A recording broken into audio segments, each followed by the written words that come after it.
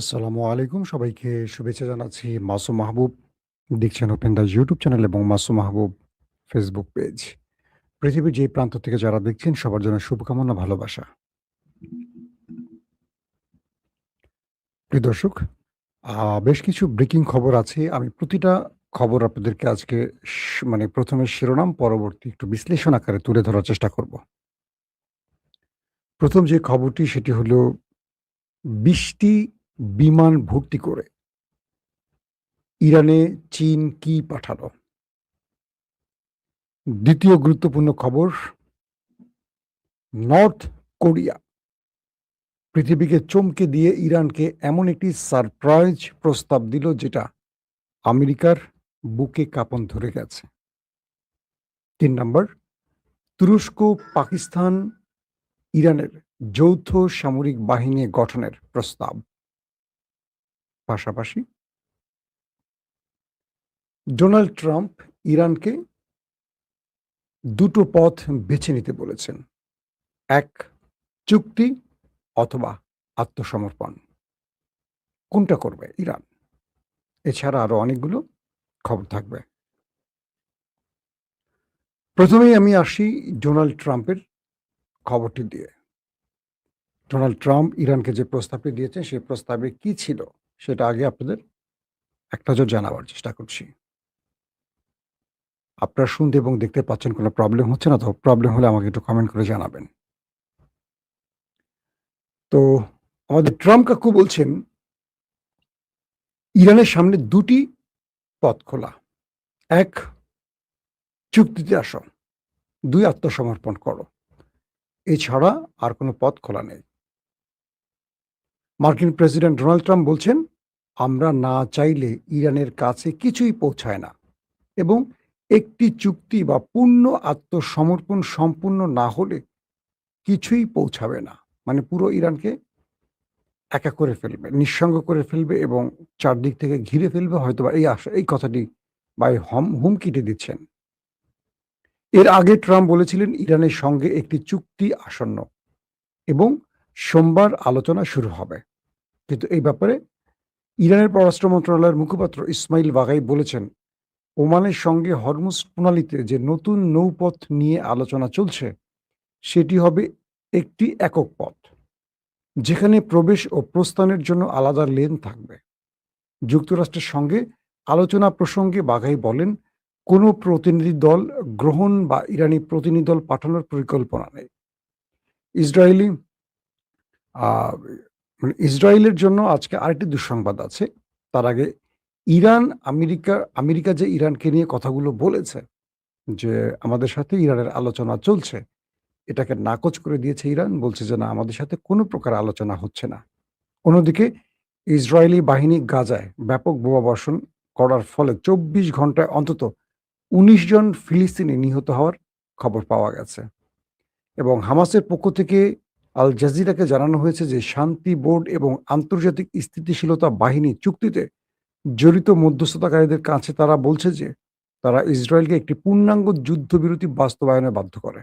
মানে piece committee আগে যেমন ছিল, এখন শান্তি বোর্ড, তারা দুপক্ষকে শান্ত থাকতে বলছে, কিন্তু এক পক্ষ অ্যাটাক করে মানুষ মারছে, আরেক পক্ষ মার খাচ্ছে। এটা কেমন বিচার আমার মাথায় কাজ করছে না। দর্শক, আহ দ্বিতীয় যে গুরুত্বপূর্ণ খবর সেটি হলো নর্থ কোরিয়া। তারা একটু অবাক করে দিয়েছে।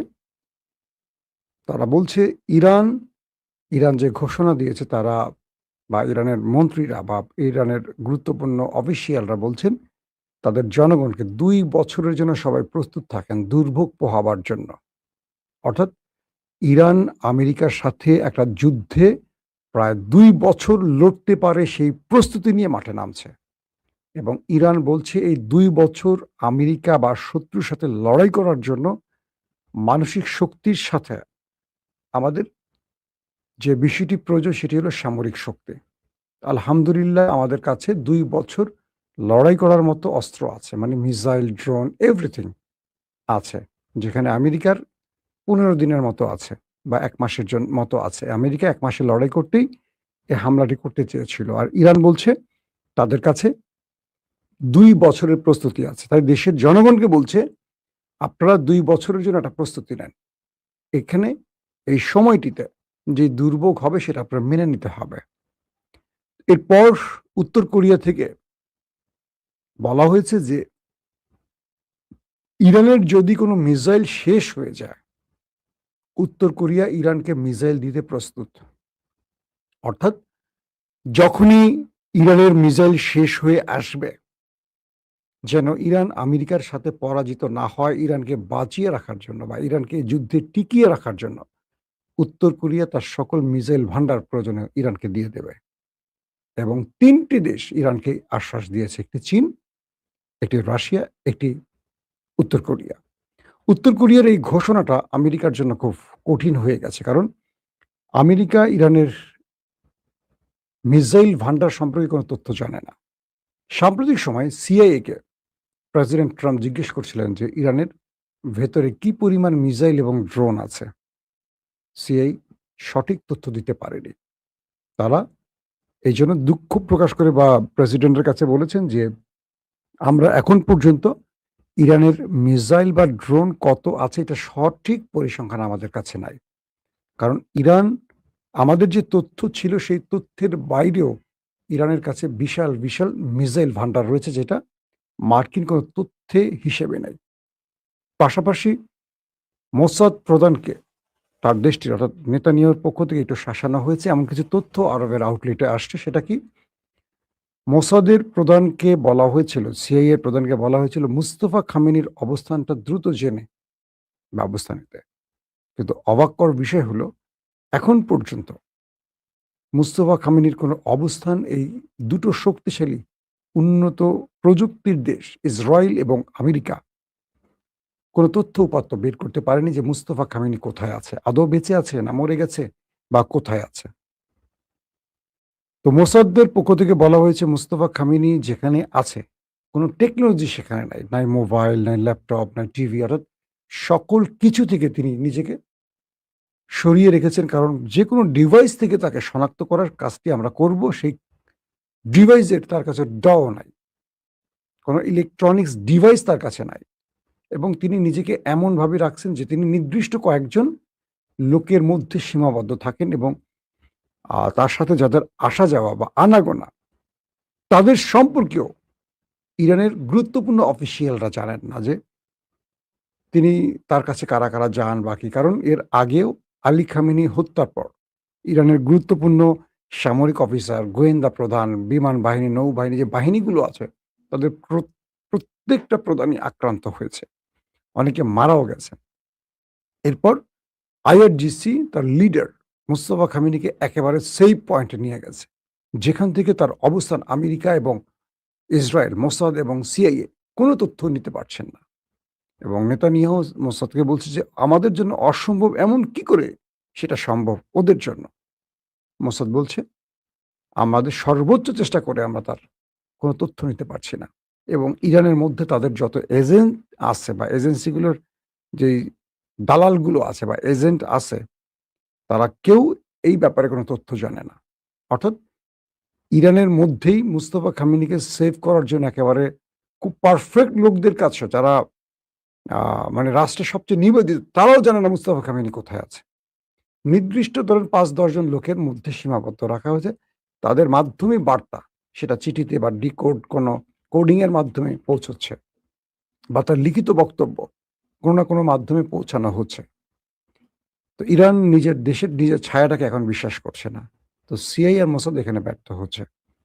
আসেন, তো নর্থ কোরিয়া তার মিসাইল ভান্ডার ইরানকে পৌঁছে দেওয়ার ঘোষণার পর আমেরিকা এবং ইসরায়েলের জন্য একটি বড় ধাক্কা। কারণ এই ৩টি দেশ, বিশেষ করে উত্তর কোরিয়া যেই পরিমাণ মিসাইল বানাইছে, এরা কয়েকদিন পর পরই দেখবেন পরীক্ষা চালায়। এরা তো যুদ্ধে জড়ায় নাই বিগত কয়েক যুগে, সমস্ত মিসাইলগুলো রয়ে গেছে। তো এরা যদি মিসাইলগুলো ইরানকে দিয়ে দেয়, এটা তাও এখন না, ইরানের মিসাইল শেষ হওয়ার পর, ধরেন ১.৫-২ বছর পর, তার মানে এই যুদ্ধ আমেরিকা শেষ করতে পারবে না। পাশাপাশি আমেরিকা বা ইসরায়েল চীন এবং রাশিয়াকে সন্দেহ করছে, কারণ সিরিজ ইরানের অ্যাটাকগুলোর সাথে ইরানের যে টেকনোলজির ব্যবহার, স্যাটেলাইট তথ্য উপাত্তের যে ব্যবহার, রিয়েল টাইম ইন্টেলিজেন্সের যে ব্যবহার আমেরিকা ধারণা করছে এগুলো সঠিক প্রযুক্তি ইরানের হাতে নাই। তাহলে ইরান এগুলো পাচ্ছে কোথায়? সন্দেহ করা হচ্ছে রাশিয়াকে। রাশিয়া অস্বীকার করেছে। এরই মধ্যে মিডল ইস্টের এবং পশ্চিমা দুনিয়ার বেশ কয়েকটি গণমাধ্যম দাবি করেছে 20টি বিমান ভর্তি অস্ত্র এসছে চীন থেকে ইরানে। আকাশ প্রতিরক্ষা, যুদ্ধ বিমান এবং মিসাইল তৈরির কাঁচামাল। এরকম 20টি বিমান ভর্তি করে ইরানে প্রবেশ করেছে চীন থেকে অস্ত্রের জাহাজ। এই খবরটি বেশ কয়েকটি গণমাধ্যমে প্রচার হয়েছে, আপনারা হয়তো দেখেছেন। এই খবরে আমেরিকা ইসরায়েলের কাঁপন আরো ধরে গেছে যে কি দিচ্ছে চীন। আবার চীনকে জিজ্ঞেস করলে চীন বলবে না তো আমাদের পরিবহন হয়তো বিমান গেছে আলু, পটল, ঝিঙ্গা, হ্যাঁ, দু একটার মধ্যে রাশেদ, দু একটার মধ্যে নুরু থাকতে পারে, মানে এগুলো তো পচা মাল, মাল হিসেবে বিক্রি হয়। রনি থাকতে পারে, কিম্বুত কিমাকার রনি, তো এরকম।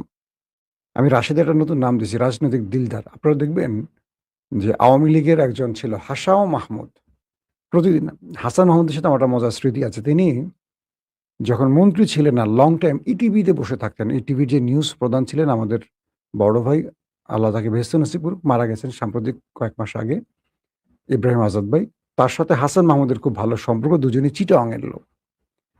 তো আমার রুমটা আর আজাদ ভাইদের রুমটা পাশাপাশি ছিল। হাসান মাহমুদ প্রায় এসে বসে থাকতেন ইটিভিতে, তখন তিনি মন্ত্রী না। আমরা লং টাইম আড্ডা মারতাম, চা খেতাম, মজা করতাম। হাসান মাহমুদের সাথে খুব পার্সোনালি রিলেশন খুব ভালো ছিল আমাদের। তো ম্যাক্সিমামে আমাদের টিভিতে টকশো করতো, টকশো ছাড়াও এসে বসে থাকতো। কোনো কাজ না, কি করবে? রাজনীতির লোকদের তো ধাঁধাটা হলো, রাজনীতিটাই হলো তাদের ব্যবসা। তো সেই হাসান মাহমুদ প্রতিদিন এমন মিথ্যা বলতো, এমন কথা বলতো যে কথার জন্য মানুষ তাকে হাসাও মাহমুদ নাম দিচ্ছে। তো একদিন আমি হাসান মাহমুদ সাহেবকে জিজ্ঞাসা করলাম মন্ত্রী হওয়ার পরে যে আপনি যে এরকম ব্যাকওয়ার্ড কথাগুলো বলেন, আপনার কি খারাপ লাগে না? এটাই রাজনীতি, এটাই আমার নেত্রী চায়, এবং এই কথার জন্য আমি মন্ত্রী হয়েছি। মানে ভয়ঙ্কর না বিষয়টা? একটা সভ্য দেশে কি অসভ্য টাইপের কথাবার্তা, মিথ্যা কথা, কুৎসিত কথার জন্য মন্ত্রী হয়? আজকে বিএনপির এরকম একটা লোক নিয়োগ দিছে, রাশেদ, গণ অধিকারের পেট মোটা রাশেদ। মানে এটা রাজনীতিবিদ। চিন্তা করেন, একটা দল বিএনপি যার রাজনৈতিক উপদেষ্টা হয় গণ অধিকারের একটা 2 টাকার লোক, যে যাকে টাকা দিলে বিক্রি হয়ে যায়। আমি হাসি যে আল্লাহ, তুমি বিএনপির এত বিপদে ফেলাইছো যে বাইরের লোক ভাড়া করতে হয় দলটা, যোগ্য লোক নাই। এই রাজনৈতিক দিলদার দেখবেন এখন এক একদিন একটা বলে হাসনাত সার্জিসের কোনো অবদান নাই, এর আওয়ামী লীগের লোক ছিল। গণ অভ্যুত্থানে নাকি এদের কোনো অবদান নাই, সব অবদান রাশেদের। মানে এই লোকগুলোকে বিএনপি নিয়ে আসছে কেন?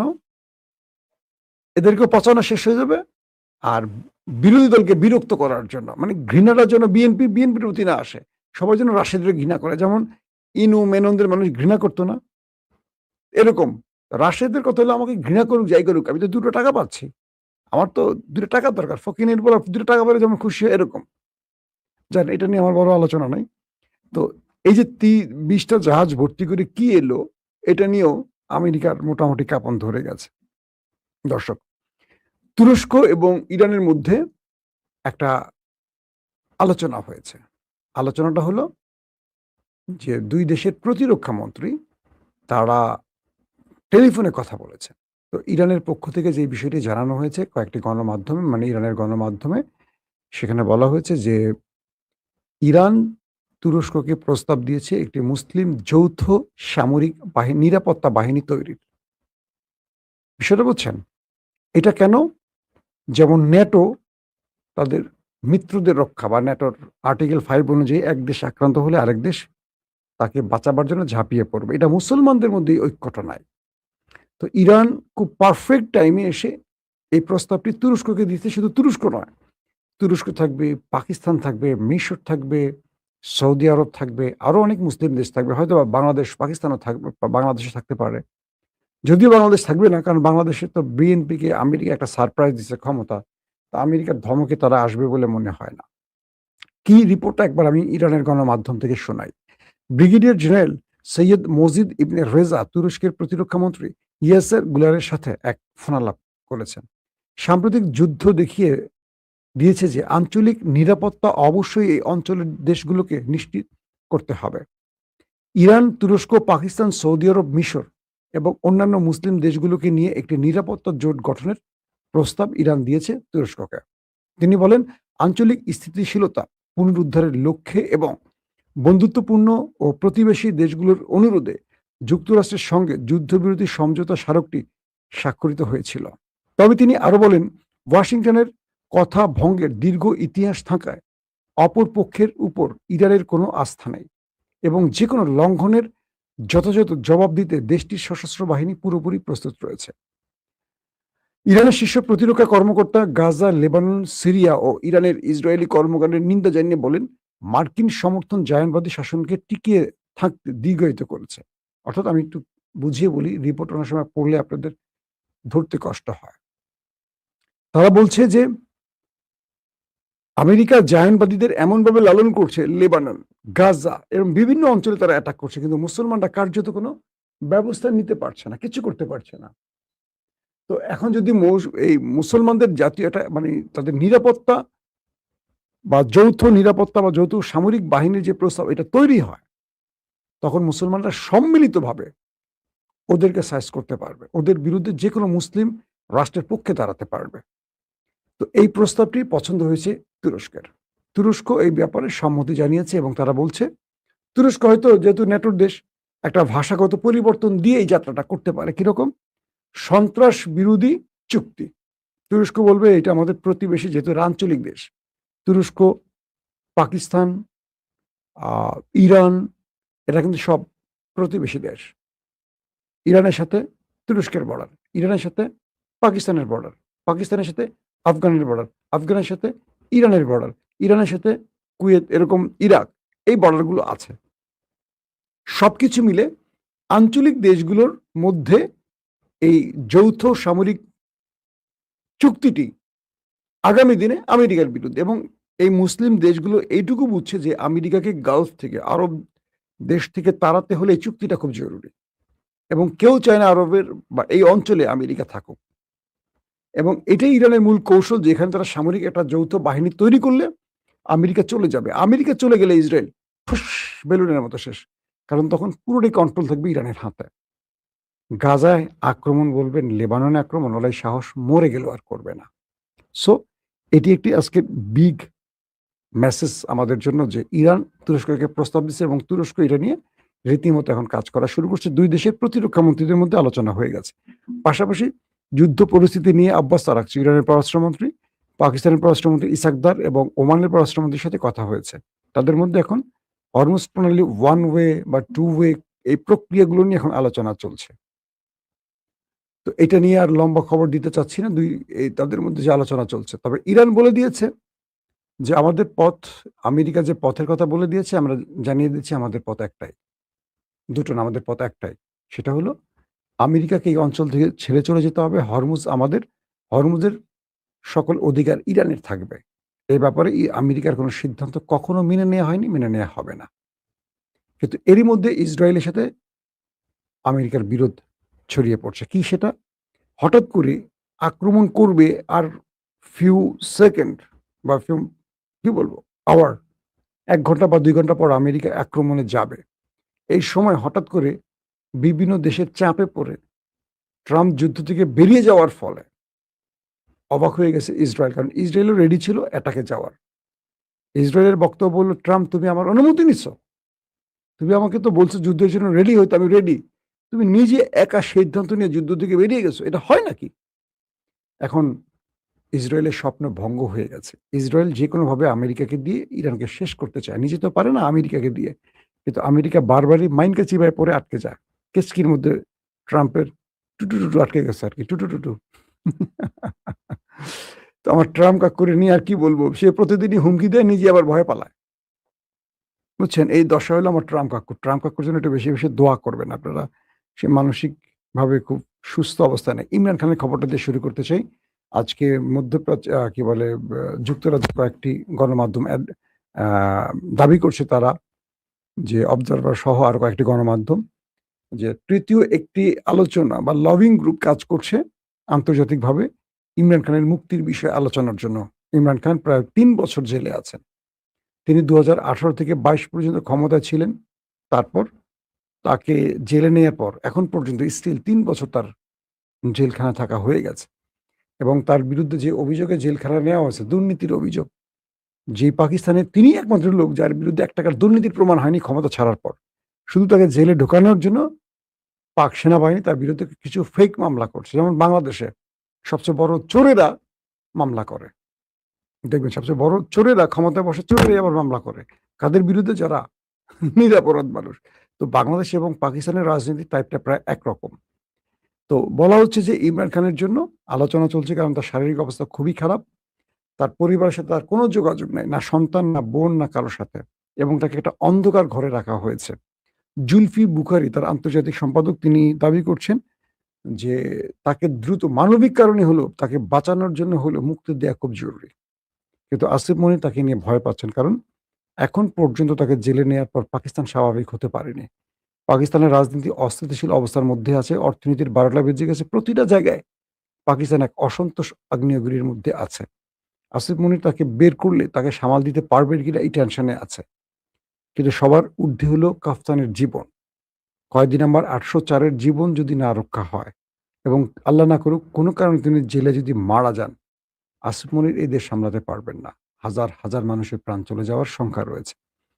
তো যুক্তরাজ্যের গণমাধ্যমগুলো যে দাবিটি করছে, শিগগিরই ইমরান খান মুক্তি পেতে পারেন এমন আলোচনা চলছে ভেতরে, ভেতরে। আমরাও আশা রাখতে চাই যেন এমন কিছু একটা ঘটে। নতুবা পাকিস্তান যে অবস্থা চলছে, এই অবস্থাটা আসলে বেশিদিন চলতে দিলে এই মুসলিম রাষ্ট্রটা ধ্বংস হয়ে যাবে। আল্লাহ হাফেজ। আমেরিকার সবচেয়ে আধুনিক যুদ্ধবিমান F-35 ভেঙে পড়েছে। শত্রুর আকাশে নয়, আমেরিকার নিজের মাটিতে। ১লা আগস্টের রাতে সামনে আসা ছবিগুলোতে দেখা যাচ্ছে $10 কোটিরও বেশি দামের ওই স্টেলথ ফাইটার আগুনের গোলা হয়ে জ্বলছে। আর ঠিক এই সময়েই ওয়াশিংটন থেকে ডোনাল্ড ট্রাম্প এমন একটা কথা বলে বসেছেন যা তিনি এতদিন কখনো বলেননি। প্রকাশ্যে ক্যামেরার সামনে ইরানের শক্তির প্রশংসা। আজকের আলোচনায় থাকছে 3টি গুরুত্বপূর্ণ বিষয়। আমেরিকার নিজের ঘাঁটির কাছে F-35 এই দুর্ঘটনা, ট্রাম্পের মুখে ইরানের প্রশংসা, আর প্রায় একই নিঃশ্বাসে সবচেয়ে বড় হামলার হুমকি, এবং হরমুজ প্রণালীতে ইরানের সেই তালা যা এখনো খোলেনি। কিন্তু এর ভিতরে একটা প্রশ্ন লুকিয়ে আছে যেটা পুরো আলোচনার শেষে আমরা মেলাবো। ট্রাম্প বলছেন ইরান প্রায় শেষ, তাহলে সেই ইরানের সঙ্গেই তিনি চুক্তি করতে চাইছেন কেন? দর্শক বন্ধুরা, প্রথমে আসা যাক যুদ্ধবিমানের খবরে। খবর অনুযায়ী সান দিয়াগোর কাছে মিরামার মেরিন কোর এয়ারবেসের আশেপাশে একটি মার্কিন F-35 যুদ্ধবিমান দুর্ঘটনার শিকার হয়। এরপরই বিমানটি আগুন লেগে নিচে নেমে আসে। প্রতিবেদনে বলা হয়েছে দুর্ঘটনার ঠিক আগে পাইলট বিমান থেকে বেরিয়ে আসতে পেরেছিলেন। তাকে নিরাপদে উদ্ধার করে চিকিৎসার জন্য হাসপাতালে পাঠানো হয়। দুর্ঘটনার কারণ এখনও পরিষ্কার নয়। কোনো পক্ষ থেকেই নির্দিষ্ট কোনো ব্যাখ্যা এখনও সামনে আসেনি। এখন প্রশ্ন হচ্ছে, একটা বিমান দুর্ঘটনা নিয়ে এত আলোচনা কেন? কারণ এটা যে কোনো বিমান নয়। F-35কে ধরা হয় পৃথিবীর সবচেয়ে অত্যাধুনিক স্টেলথ যুদ্ধবিমানগুলোর একটি হিসাবে। এই বিমানই আমেরিকার সামরিক শ্রেষ্ঠত্বের প্রতীক। সেই বিমান যখন যুদ্ধক্ষেত্র নয়, আমেরিকার নিজের মাটিতেই এভাবে পড়ে গিয়ে ধ্বংস হয়ে যায়, তখন সেটাকে বড় ধাক্কা হিসাবেই দেখা হচ্ছে। আর এই ধাক্কাটা এমন একটা সময়ে এলো যখন আমেরিকা ইরানের সঙ্গে যুদ্ধের ভিতরে দাঁড়িয়ে আছে। প্রতিটা ক্ষতি এই মুহূর্তে শুধু সামরিক হিসাব নয়, ভাবমূর্তিরও হিসাব। আচ্ছা, এবার আসা যাক ওয়াশিংটনের কথায়। শেষ পর্যন্ত ডোনাল্ড ট্রাম্পও ইরানের শক্তি আর মনোবলের প্রশংসা করে ফেললেন, এবং সেটা কোনো ঘরোয়া আলোচনায় নয়, একেবারে সংবাদ মাধ্যমের ক্যামেরার সামনে। 31শে জুলাই রাতে ট্রাম্প বলেন বেশিরভাগ দেশ এতদিন হার মেনে নিত। তার কথায় এত বোমাবর্ষণের পরও ইরান এখনও দাঁড়িয়ে আছে, আর এর জন্য তিনি ইরানকে কৃতিত্ব দেন। ক্যাবিনেট বৈঠক চলাকালীন সাংবাদিকরা তাকে সরাসরি জিজ্ঞাসা করেন ইরানের সঙ্গে যুদ্ধ থামানোর সমঝোতা কিভাবে এগোবে। ট্রাম্প এর কোনো পরিষ্কার উত্তর দেননি। তিনি শুধু বলেন আমরা শুধু জিততে চাই। এরপর প্রশ্ন আসে হরমুজ প্রণালী নিয়ে। পরিস্থিতি স্বাভাবিক করতে আমেরিকাকে আর কত হামলা চালাতে হবে? ট্রাম্পের জবাব, সেটা কেউ জানে না। এই জায়গায় একটু থামুন। বিশ্বের সবচেয়ে শক্তিশালী দেশের প্রেসিডেন্ট বলছেন যুদ্ধ কোথায় গিয়ে থামবে তা কেউ জানে না। এই একটা বাক্যের ওজন অনেক। এরপরই তিনি ইরান নিয়ে সেই কথাটা বলেন, বেশিরভাগ লোক এতদিন হার মেনে নিত, কিন্তু ইরান তা করেনি। তাই তিনি ইরানকে এর কৃতিত্ব দেন, তারা খুব শক্তিশালী। আমেরিকা আর ইরানের মধ্যে এই পাল্টাপাল্টি হামলা কি সামনেও চলবে? ট্রাম্পের উত্তর ছিল, কিছুটা তো চলবেই। তিনি আরও বলেন, এখন আর কিছুই ঘটবে না এমন কথা বলাটা বোকামি হবে, প্রতিটি মুহূর্তে সতর্ক থাকতে হবে। দেখুন, এর অর্থ হতে পারে প্রথমবারের মতো ট্রাম্প খোলাখুলি স্বীকার করে নিলেন যে ইরান প্রত্যাশার চেয়ে অনেক বেশি শক্ত হয়ে লড়ছে, এবং আমেরিকা নিজেও এখন বলতে পারছে না এই যুদ্ধ কবে শেষ হবে। কিন্তু এর মানে এই নয় যে আমেরিকা হার মেনে নিয়েছে, কারণ ঠিক এর পরেই ট্রাম্পের গলা আবার বদলে যায়। বড় ক্ষতির পরেও তার হুমকি থামার নাম নিচ্ছে না। সাম্প্রতিক বক্তব্যে তিনি বলেছেন, ইরানের উপর সবচেয়ে বড় হামলাটা এখনও বাকি আছে। ট্রাম্প বলেছেন, আমেরিকা ইরানকে এতটাই খারাপভাবে মারবে যে শেষ পর্যন্ত ইরান নিজেই বলবে আমরা আর সহ্য করতে পারছি না। এটা ট্রাম্পের নিজের ভাষা। তিনি পরিষ্কার বলেছেন, আমেরিকা এই যুদ্ধ জিততে চায় এবং ইরানকে কোনো অবস্থাতেই পারমাণবিক অস্ত্র হাতে পেতে দেওয়া যাবে না। 31শে জুলাই রাতে ক্যাম্প ডেভিডে ক্যাবিনেট বৈঠকের সময় ট্রাম্প জানান, আমেরিকা সামনেও ইরানের উপর অত্যন্ত কঠিন হামলা চালিয়ে যাবে। নিজের সেনা আর সামরিক সরঞ্জামের বড় ক্ষতির পরেও তিনি বলেন, আমরা শুধু জিততে চাই, আর আমরা খুব ভালো করছি, যতটা সম্ভব নরম থাকার চেষ্টা করছি, কিন্তু ইরান খুব খারাপভাবে ধ্বংস হচ্ছে। দর্শক, এখানেই আসল মজাটা। যেসব প্রতিবেদনে বলা হচ্ছিল ইরান এখনও শক্ত অবস্থানে আছে, ট্রাম্প সেগুলোকে উড়িয়ে দিয়েছেন। অথচ এই একই বক্তব্যেই তিনি নিজে বলছেন ইরান শক্তিশালী। একই বৈঠকে একই মুখে দুটো পরস্পর বিরোধী কথা। ট্রাম্প দাবি করেছেন ইরানের অবস্থা খুবই খারাপ, ইরান প্রতিটি বিষয়ে অসততা করেছে। তিনি আরও দাবি করেছেন, মাত্র 5 মাসের এই যুদ্ধে আমেরিকা ইরানের সামরিক সক্ষমতা প্রায় ধ্বংস করে দিয়েছে।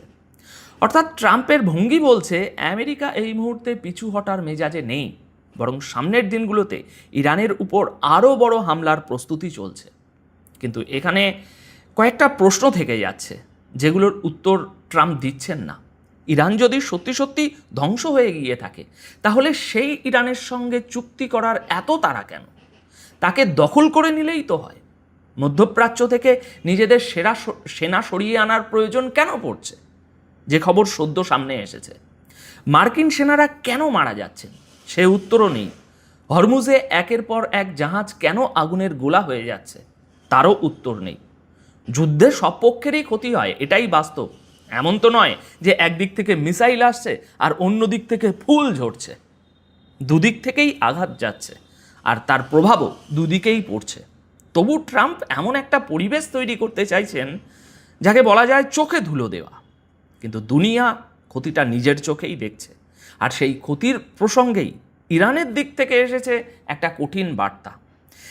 আমেরিকার জন্য এখন কফিনও সামরিক সরঞ্জামের অংশ হয়ে গেছে, আর মার্কিন সেনারা মারা যেতেই থাকবেন।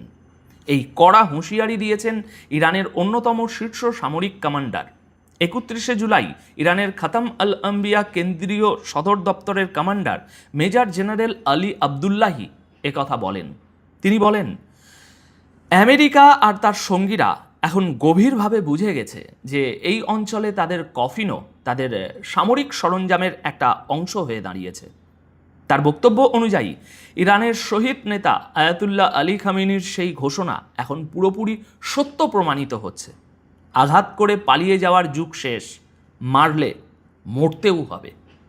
মানে সহজ ভাষায় ইরান খোলাখুলি বলে দিচ্ছে, আমেরিকা যদি হামলা চালিয়ে যায় তাহলে প্রতিটি হামলার দাম তাকে নিজের সেনাদের লাশ দিয়ে মেটাতে হবে। এটা কোনো সাধারণ রাজনৈতিক বক্তব্য নয়, এটা সামরিক নেতৃত্বের দিক থেকে আসা একটা সিরিয়াস সতর্ক বার্তা। কারণ এর ভিতরে একটা কৌশলগত বার্তাও আছে।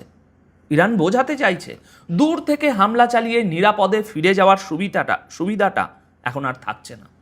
আর ঠিক এই জায়গা থেকেই আজকের সবচেয়ে বড় খবরটা বোঝা দরকার। আমেরিকার সব চেষ্টার পরেও ইরান হরমুজ প্রণালী খুলতে রাজি নয়। সেখানে কার্যত তালা ঝুলিয়ে দেওয়া হয়েছে। ইরান আরও একবার পরিষ্কার করে দিয়েছে সমুদ্রের এই সবচেয়ে গুরুত্বপূর্ণ পথটি আপাতত বন্ধই থাকবে।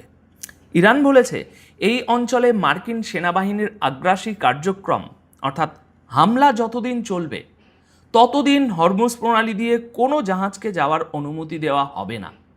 31শে জুলাই ইরানের পারস্য উপসাগর সংক্রান্ত নূতন গঠিত কর্তৃপক্ষ, সংক্ষেপে পিজিএসএ, একটি বিবৃতি দেয়। ওই বিবৃতিতে বলা হয়, অঞ্চলে মার্কিন সেনাবাহিনীর লাগাতার আগ্রাসী কার্যক্রমের কারণে হরমুজ প্রণালী দিয়ে জাহাজ চলাচল এই মুহূর্তে সম্ভব নয়। পিজিএসএ জানিয়েছে জাহাজ চলাচলের জন্য তাদের কাছে একের পর এক আবেদন আসছে, কিন্তু বর্তমান পরিস্থিতিতে কাউকেই পদ দেওয়া হবে না। ইরানের বক্তব্য, অঞ্চলে পরিস্থিতি স্বাভাবিক হওয়া মাত্র সব আবেদন তাদের ক্রম অনুযায়ী বিবেচনা করা হবে এবং ধাপে ধাপে অনুমতি দেওয়া হবে। এই একটা লাইনের ভিতরেই আসল বার্তাটা লুকিয়ে আছে। ইরান শুধু পথ বন্ধ করছে না, ইরান বলছে পথ যখন খুলবে তখনও অনুমতি নিতে হবে ইরানের কাছ থেকেই। অর্থাৎ ইরান এখনও সেই পুরনো অবস্থানেই অটল। আমেরিকা যতদিন সামরিক অভিযান বন্ধ না করছে ততদিন বিশ্বের সবচেয়ে গুরুত্বপূর্ণ সমুদ্রপথ বন্ধই থাকবে। এবার পুরো হিসাবটা একসঙ্গে দেখুন। একদিকে আমেরিকার নিজের মাটিতে সবচেয়ে আধুনিক যুদ্ধবিমান ভেঙে পড়ছে, অন্যদিকে প্রেসিডেন্ট নিজেই স্বীকার করছেন ইরান শক্তিশালী আর যুদ্ধ কবে শেষ হবে তা কেউ জানে না। তারপরেও তিনি বলছেন সবচেয়ে বড় হামলা এখনও বাকি। আর ইরানের সামরিক নেতৃত্ব পাল্টা বলছে প্রতিটি হামলার দাম দিতে হবে সেনাদের লাশ দিয়ে। আর এই সব কিছুর মাঝখানে দাঁড়িয়ে আছে হরমুজ প্রণালী, যেখানে এখন জাহাজ চলাচলের চাবিটা ইরানের হাতে। এই তিনটে ছবি একসঙ্গে রাখলে একটা জিনিস স্পষ্ট হয়, শক্তির ভাষা দুদিক থেকেই চলছে, কিন্তু যুদ্ধ থামানোর কোনো পথ এখনও কেউ দেখতে পাচ্ছে না। এমন পরিস্থিতিতে সবচেয়ে বড় প্রশ্ন হয়ে দাঁড়ায় সমুদ্রপথটাই, কারণ সেটা শুধু ইরান আর আমেরিকার বিষয় নয়, ওই পথ দিয়ে যাদের বাণিজ্য চলে তাদের প্রত্যেকের বিষয়। এখন দেখার বিষয় এই নতুন ব্যবস্থাটা কারা মেনে নেয় আর কারা এর বিরোধিতা করে। এখন আপনাদের কি মনে হয়, ট্রাম্প যদি সত্যি ইরানকে ধ্বংস করে দিয়ে থাকেন তাহলে হরমুজ প্রণালীর চাবিটা এখনও ইরানের হাতে থাকছে কি করে? আপনাদের মতামত অবশ্যই কমেন্ট করে জানাবেন। আপাতত এই প্রতিবেদন তাহলে এখানেই শেষ করছি।